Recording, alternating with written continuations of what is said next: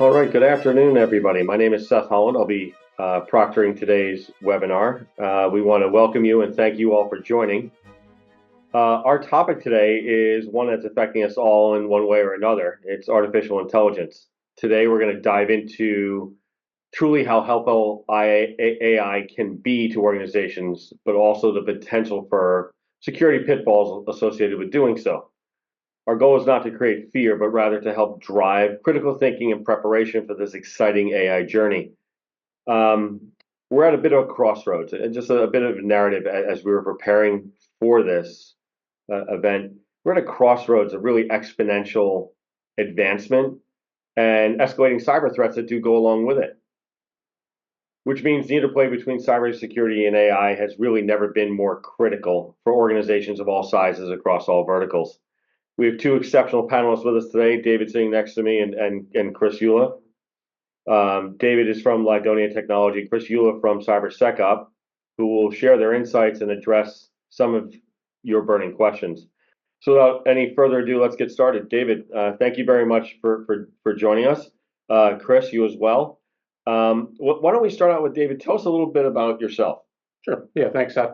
Hey, everyone. Thank you for joining. My name is David Arturi. I run the financial services practice at Lydonia Technologies.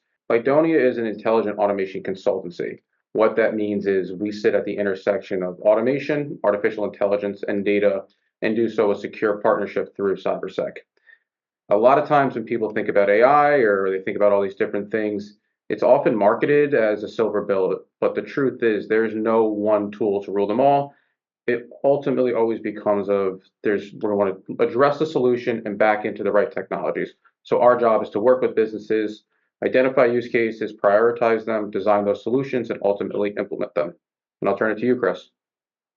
Yep. So my name's Chris Eula. I'm the VP of Sales and Strategy. Background-wise, I kind of grew up in the IT side of the world as a consultant and system integrator, and migrated about 6 or 7 years ago full-time over to security and joined Cybersecurity. So as you see up on the screen, Cybersecurity is a pure security consulting company. We help organizations with everything on compliance and more pragmatic security issues, which we'll get into in a second. We really have been at the forefront and a thought leader in this space, even recognized by Gartner peer review as being the #1 cybersecurity consulting company in the globe. We just got that award only about a week or so ago from being #2. So it's been a journey for us and something we're super proud of. If we go to the next slide, one of the things I wanted to share to kind of set some of the boundaries, this is a really good depiction of a layered approach from a security perspective. Everything that's denoted in green would be what you would or should expect from a compliance perspective, based on whatever framework is important to your particular industry, whether it's ISO 27001, SOC 2, NYDFS, CMMC if you're in the Department of Defense space. Everything that you see in green, like advanced policies and data governance and compliance, is really the core and foundation of where we were.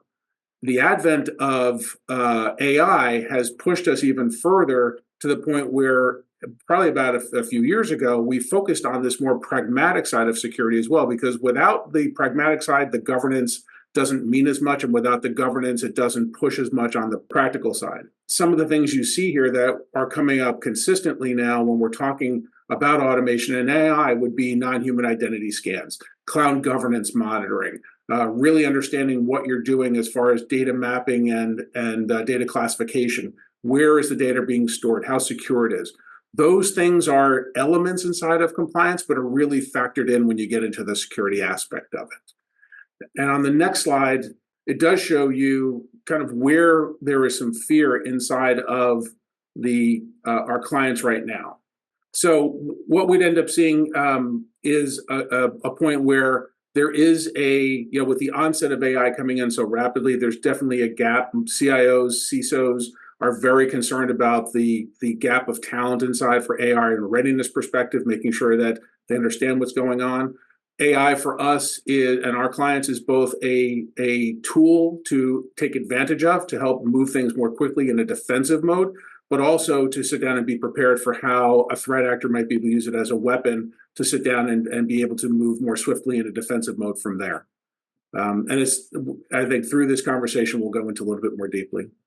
Yeah, Chris, thanks, Rod. You mentioned something, so I have a question for you. It has two parts. First, can you talk to us through the difference between something you'd mentioned? Is there and what is the difference between security and compliance? And the second piece of that, which you just mentioned, was the idea of how AI is affecting both pieces of that security and compliance. Yeah, it's I kind of touched on it. It's a super question. It's one we get asked a ton. That what you see still up on the screen, the compliance side of it is really getting into the controls and subcontrols that are important and are the guiding factor for any of those frameworks. It's the standard that everybody can use to measure themselves against themselves and as well as against their peers and against that standard, some auditable and some not. Where we get into the true security side is, and what you will hear from our organization, both our CISOs as all the way through our strategists, is how capable an organization is protect itself and recover. That is really the practical side of security. That is, where are you for backups? Where are you from a DR perspective? What are you doing with your data loss protection, your monitoring and management side of it? So it really is an overlapping piece. The side of where AI comes in, if we're on the defense, is how a threat actor could really leverage it and penetrate and escalate very quickly in. And that's where we're working with organizations, and other technology companies are building in AI functions to more rapidly digest and process information to be protective and defensive more rapidly, to sit down and kind of containerize that and hopefully extinguish any kind of attack that might be coming on. What we're trying to do in conjunction with Lydonia is to sit down and make sure that an organization is truly prepared to take a proactive stance and leverage automation and AI to make things better, to move things quicker, to minimize the amount of errors that could be there in things that would be traditionally more human oriented, and reducing that possibility for a negative outcome. And we do know statistically about 84% of all breaches or successful attacks are actually caused or allowed by human errors. So one of the ways we can minimize that is minimize the amount of kind of mundane human interaction on aspects. And that's one of the things that David will get into on the automation side of it, and machine to machine piece. Chris, thanks. That's a great segue. So, David, again, it's a multi-part question for you. From our conversations and our interactions between our organizations, you're absolutely at the crossroad, because you sit there and you talk to the heads of divisions and the business leaders, but they're turning to the CTO or the CISO or the CIO that they're peer on the technology side. So, because they're trying to figure out these use cases. So, do you see typical use cases where organizations are? What would be an atypical, use case for automation and AI? And as you're considering that, in my mind, I see it as the creation of workflows, design it from an engineering standpoint. Maybe it's taking an old design and a new design and combining them together. But tell us a little bit about some of those workflows and how you're handling that crossroad between the business leaders and the IT leaders. Yeah, that's a great question. It's something that it's relevant in every conversation we have, regardless of who the organization is. I think, when people are approaching automation, you have to look at it. It's a program. It's not a project. Where organizations can fail and business leaders can get in trouble is when you try to go too quickly. You're not properly mapping out the use cases. You don't have a clear North Star or KPIs. You kind of inject this money, hope it works, and then it kind of falls to the wayside, right? You really have to look at it from an entire program approach. And the most critical thing you have to do is determine what is the outcome you are actually driving to. There are so many different benefits with automation and AI, some hard, some soft, whether it's revenue generation, reduction in OpEx, scale without growth is the one we're hearing the most frequently, or true FTE hour reduction. You have to make sure that everybody in your organization from the top down is perfectly aligned in what we're driving towards or what the desired outcome is. And when we're thinking about those pure great places to start, that low-hanging fruit, the places where every organization is new and they want to toe dip, right? We're typically going to find the most success where we have the highest paid employees who are doing that mundane work that you both mentioned, right? The copy paste, the manual, back and forth, what we call swivel chair work. So oftentimes we find the quickest time to value and the greatest ROI within middle to back office, and most notably that's going to be within your finance department. We see a ton within AR, AP, things like reconciliation, journal entries. It could be anything with ops, vendor onboarding, vendor management, anything where you have highly paid people performing low-skilled labor where you want to have them reinvest that time in other areas. So that's a pretty broad example. I'd say obviously every organization is going to have its own unique workflows, their own unique use cases, but typically we want to look in those middle to back offices where we know our employees are dealing with complicated processes with Excel or things like that. Excellent. Thanks, David. We appreciate that. Chris, from a cybersecurity standpoint, any thoughts on these concerns based on what your organization is seeing?